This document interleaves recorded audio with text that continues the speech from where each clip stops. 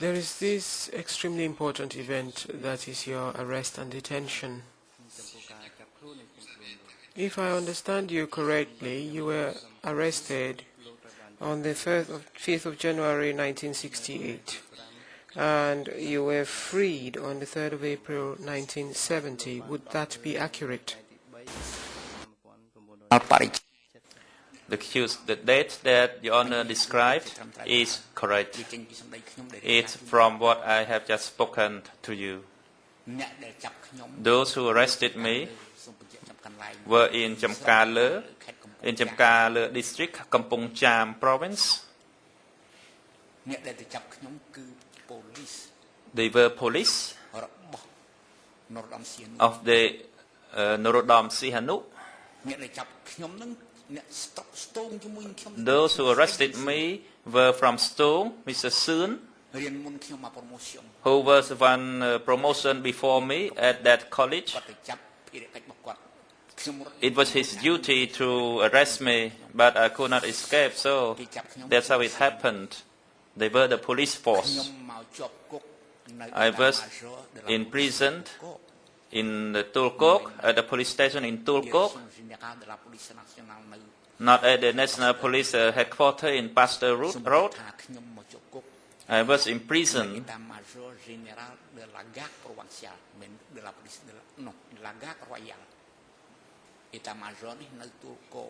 at a location in Tulkok area. In general, the Khmer Rouge would be imprisoned at the General Police Headquarters or the PJ prison. So I was imprisoned at the Norodom Sihanu's prison in Tulkok. Later, I was released. As everybody knows, the event on the 18th of March, General Lon Nol conducted coup d'etat to overthrow Lon Nol in order to boast to the world that he was not cruel as the Sihanouk who arrested people and imprisoned them. So he released those prisoners, those political prisoners, including the Khmer Rouge, the Free Khmer, and the Yip Kong, and the Thieu Kỳ.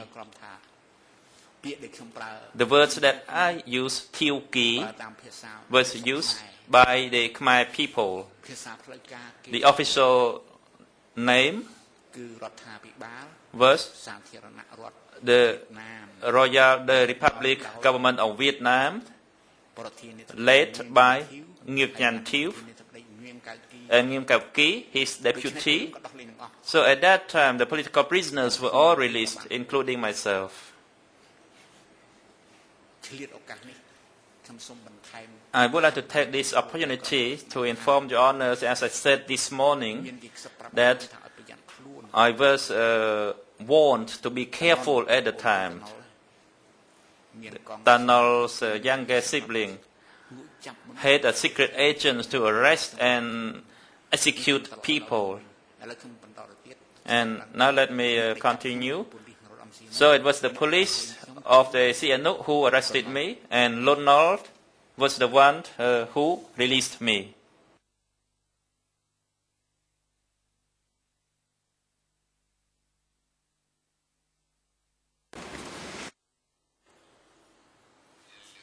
Judge Lavergne,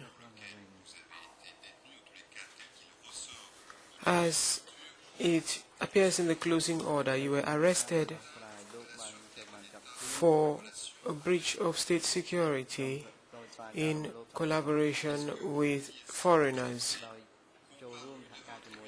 Did you appear before a court? Were you tried? Were you able to present a defense? Were you sentenced, and to what?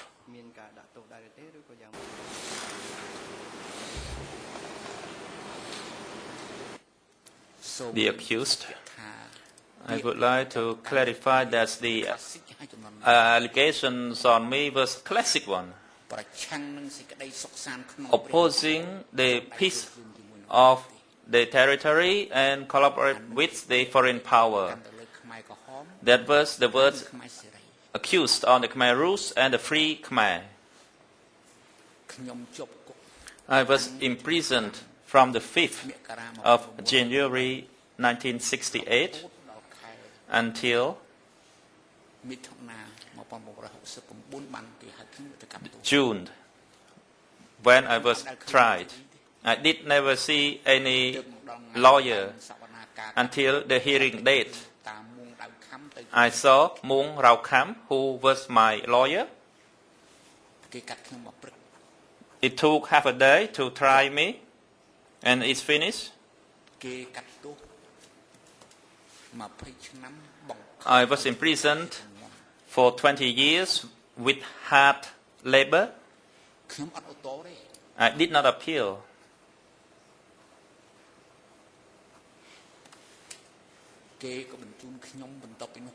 So, a fortnight after, I was transferred to a big prison in Phnom Penh. It was called Central Prison. At that place where I met with the branches of the secretary who conducted his clandestine activities.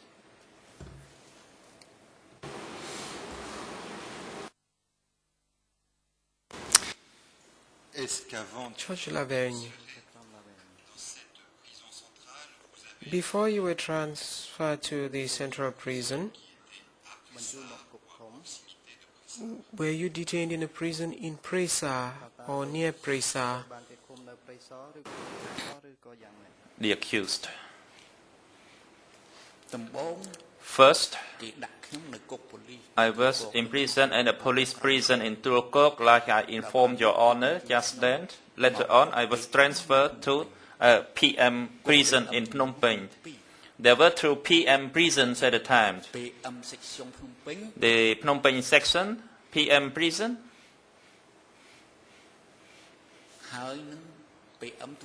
and the nationwide PM prison.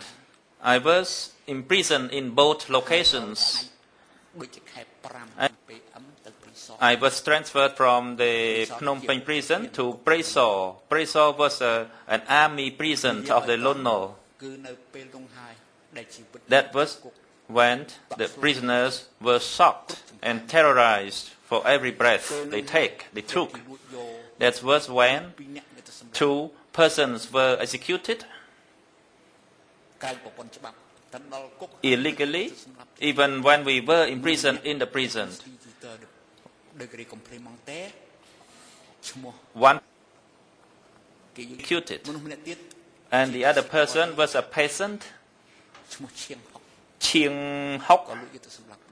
He was also executed. They were caught, and I saw with my own eyes.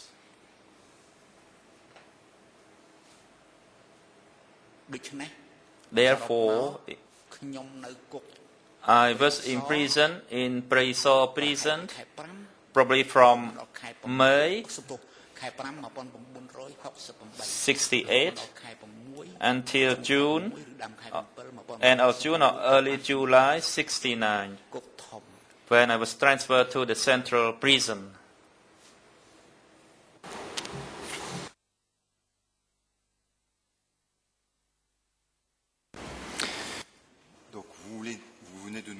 Judge Lavergne, you've just told us that you were an eyewitness of illegal execution of some of your co-detainees. Explain to us a little more clearly what you meant. You referred to terror. Can you tell us your feelings, how you experienced this particular period of your detention? The accused.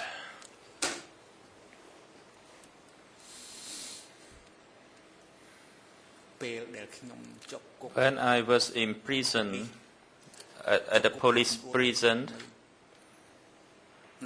in Turkok, I and the police spoke on a friendly basis as an ordinary person every day.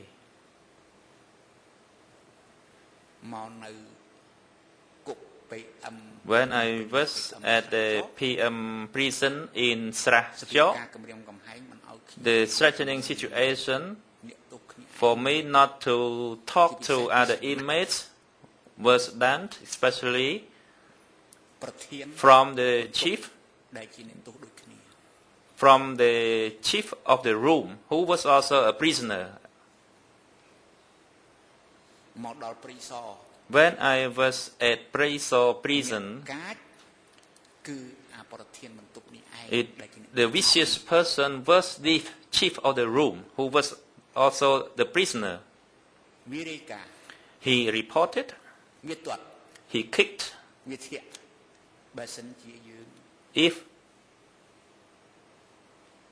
If we made a mistake. As for the two friends who were let out of the prison, I saw they were let out of prison, but I did not witness execution with my own eyes. They were let out and never returned. So they were taken out of the room. Everybody knew and understood and made the same assumption. And later on I tried to find them, but I could not find them. This is about the execution at Preso. I did not talk about the killings at other prison, which was infamous. But I did not want to talk about that.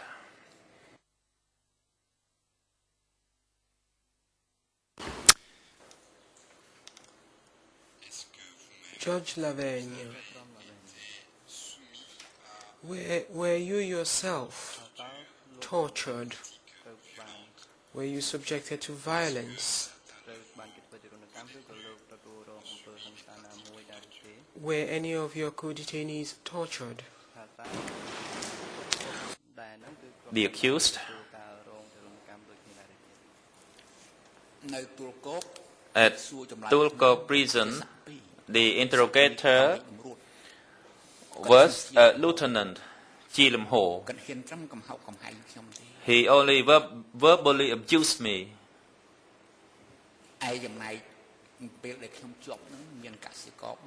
When I was detained there were also 3 other peasants who were detained with me. These 3 peasants, from what I knew, some of them were beaten.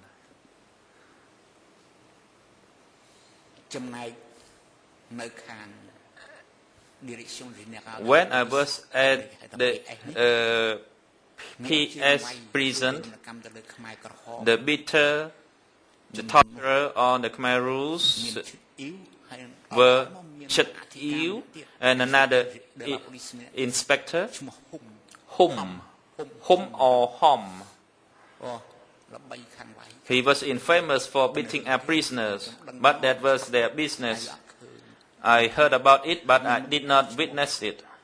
And another person is Nguyen Kaing. He was an agricultural inspector. The police beat him even when he was at Preso.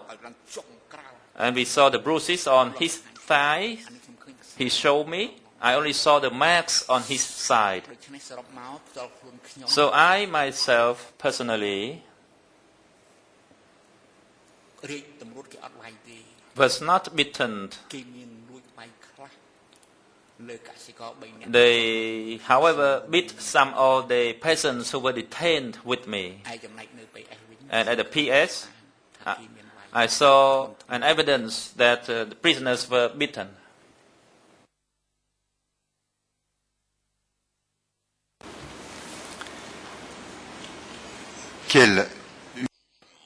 Judge Lavergne,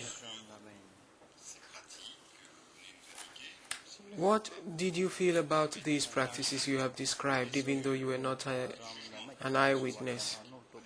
What did you think about these practices, the executions which you describe as illegal first, and next the acts of torture? What did you think of them?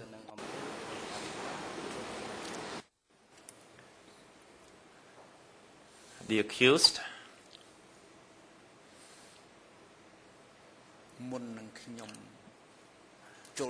before I joined the revolution, I read a book on the revolutionary strugglers. I read some books from China, from Yuan. One book from Yuan was about the torture. The title was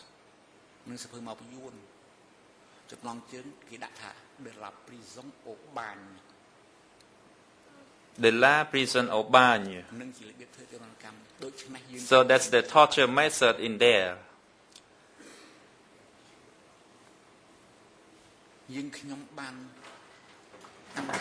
I determined that if I was in prison, I would be tortured or would be killed. That's only what I was thinking. Whether it was justice or not, we could not say, but we knew that what would happen, so we were ready for that. That was the truth about my revolutionary life.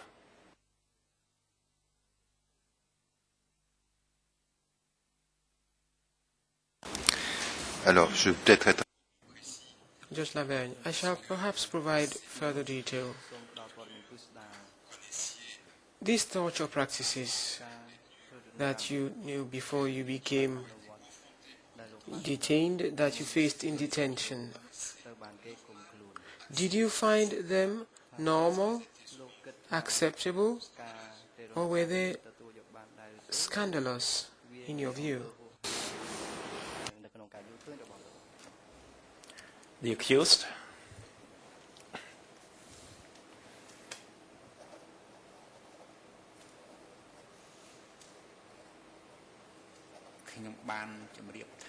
I have said I was ready to receive such torture.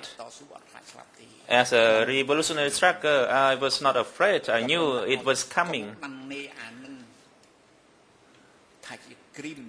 However, to consider it as a crime, it was only in my thought, but there was no means to oppose it. I joined the revolutionary in order to change, to transform that society, to transform this sort of event, to oppose that government, to oppose that torture. So it would finish at the end. And I even thought about a movie that I watched. It was from China.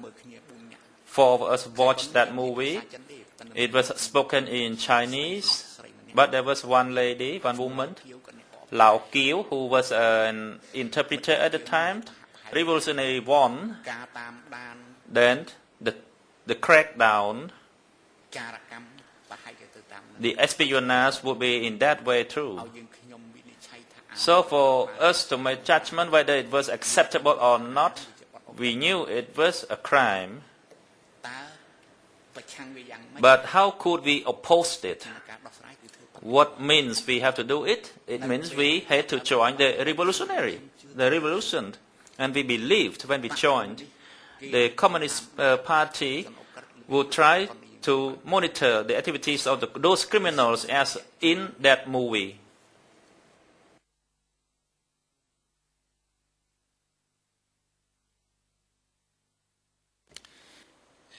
Judge Lavergne, in your view, were the torture and execution crimes?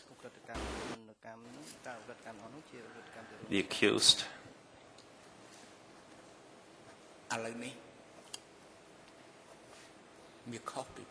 Now it's different from that area. I understood at the time it was criminal.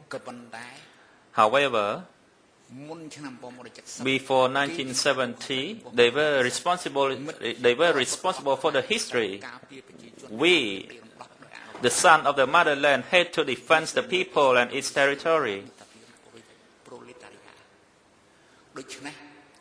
Therefore, later they said the democratic Cambodia was a legitimate government and recognized by the United Nations. So you were the police, you had no fault. But now, I did not want to use those pretexts or those events to protect myself. I want the court, your honors, to judge me, to try me. And if I make a mistake, then judge me accordingly. So those were the words we used in order to comfort ourselves. That's all.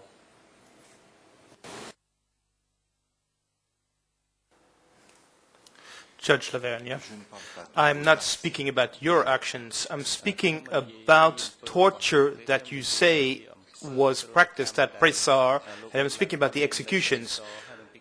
Yes or no, did you feel that these actions were criminal? The accused? Maybe I did not understand your honor's questions well, but now I try to respond. I understood that the activities by the police on the Khmer Rouge members at that time was criminal. It was a criminal act. In order to eradicate that criminal act, we have to do the revolution. So let me reiterate, the activities by the police on the Khmer Rouge was a criminal act.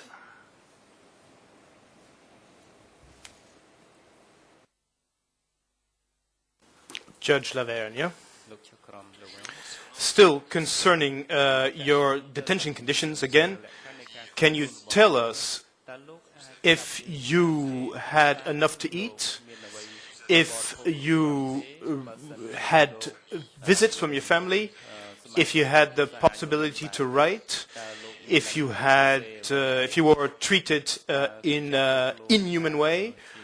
What can you tell us about these detention conditions? I'm speaking about the time when you were detained yourself. The accused?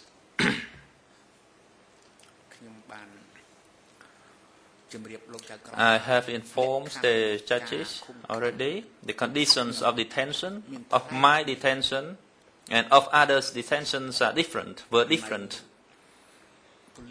At the police prison, the food ration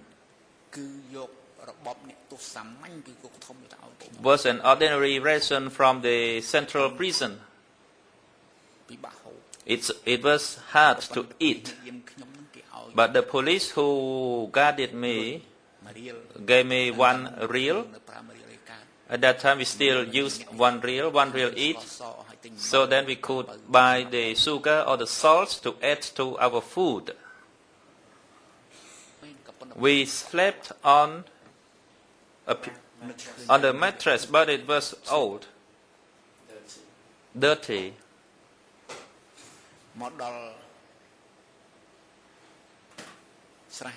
When I was at Srachok, the food ration was a bit better, and at Pressar, the food was also better. But then there was also the stealing of the food. So for those chiefs of prisons, they stole a lot of food from the prisoners.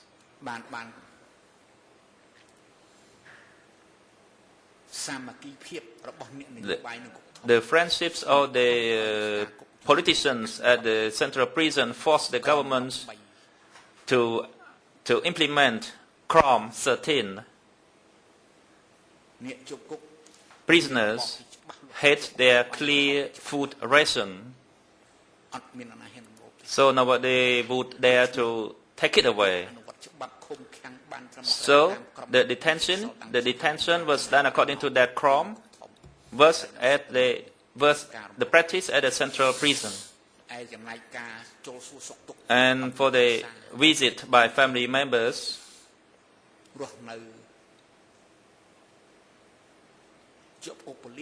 When I was at the police station, my mother could not come and visit. At the PM prison, my mother could not visit as well. But when I was at Preso, my mother could visit me. My family members and friends could visit me at will. It was every day, every 1 day of the week. It was on Thursday. And when I was at the central prison, the food was much better. There was also a medic on standby. There was a sufficient medicine. And families could visit at any day. They had to pay 30 reals for each visit. That was the condition of detentions, which was different from one prison to another.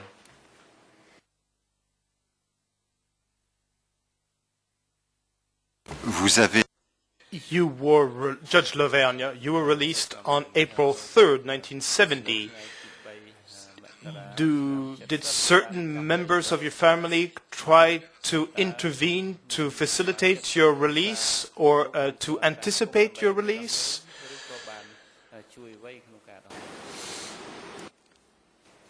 The accused. I would like to talk about the policy of the General Lon Nol. After the coup d'etat, he conducted his policy, as I informed your honors. He released all political prisoners, both the Khmer Rouge, the Free Khmer, the Viet Cong, Viet Minh, and the junta government officials, in order to tell the world that Sihanouk was vicious and that he was the proper man and did not accuse or put any person in prison at will. That was the political context that I would like to inform your honors.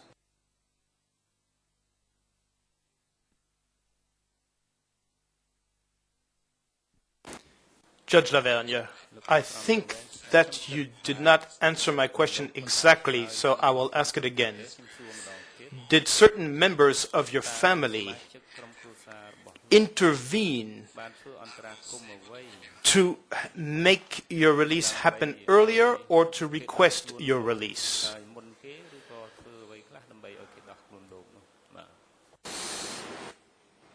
The accused.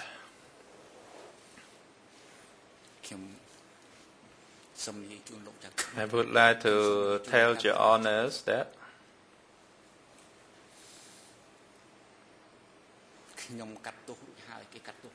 I was tried already, and my mother came to her cousin,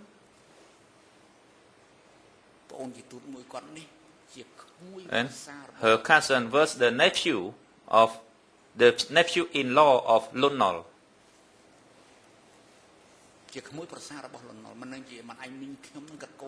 I was not sure whether my aunt had any relation to that.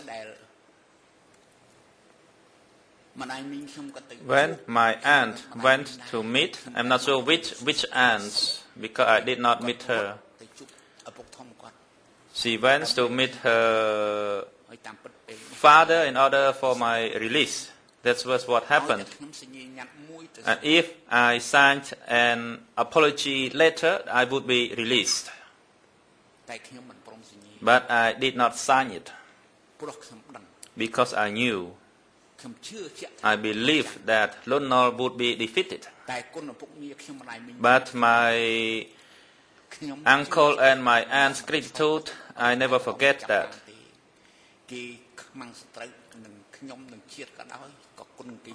That was the gratitude. It was their gratitude when I was released.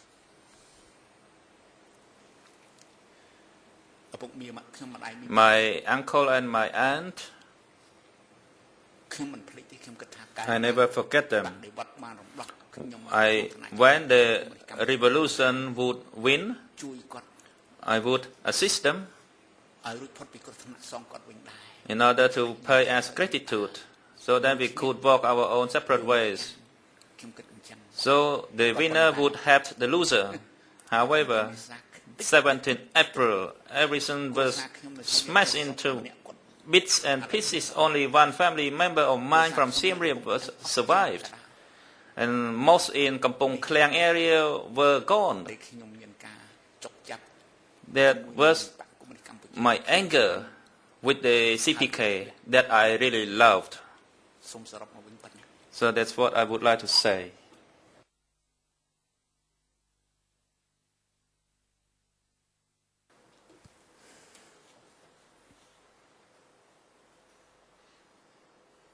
Judge Lavergne. These interventions, were they made known in your official biography that you provided to the Communist Party? Was this known to the Communist Party? The accused. I never said about this biography to the CPK. At that time, I resolved the matter with my mother that way. I told her, "Mother, I was trying to hold on to the branch of a tree of the Khmer Rouge. And if I give up this branch, I took hold of another branch of Tanol.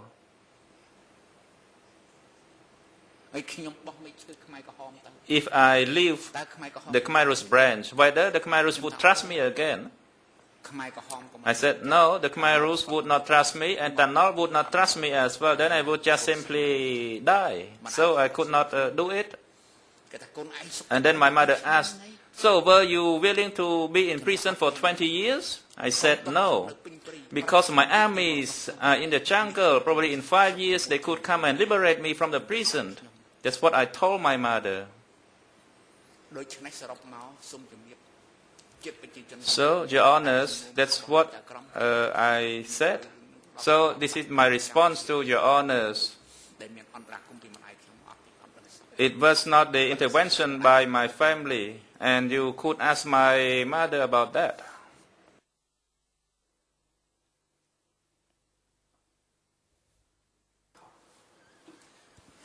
Judge Lavergne, for you, personally speaking, it was possible, therefore, to hide certain elements of your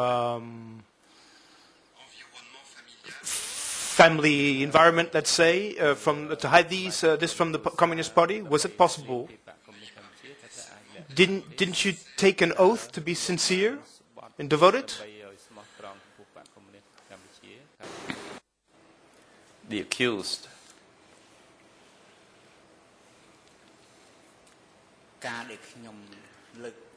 The fact that when I raised my hand and swear to join the party, I did devote myself to it. I did not betray. But on this particular matter, it was personal, that I already made up my mind on it. I did not betray them in order to join the enemy. And if later on it was revealed, then they would not mind, because they knew I was sincere and I did not go and join Stanol. I did not give up my line. Even if it was broke out and revealed, I would have no problem. That was my position. I spoke and begged to my mother. Because I did not protest against her. She was my mother, but that's what I said to her. So this action is not an action betraying the party. I committed and sworn to be devoted to the party, and I did not betray the party at all.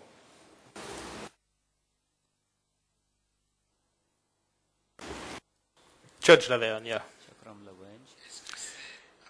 is it as of the moment when you took an oath that you changed your name? The accused.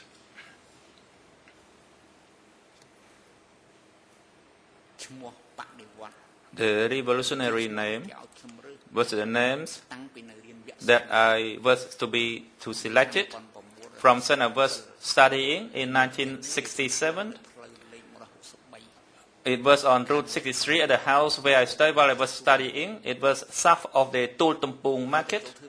When you joined the revolution, they asked us to choose another name, which was called the revolutionary name.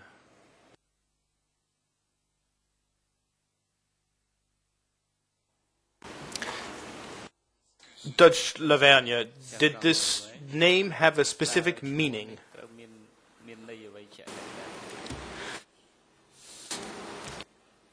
The accused,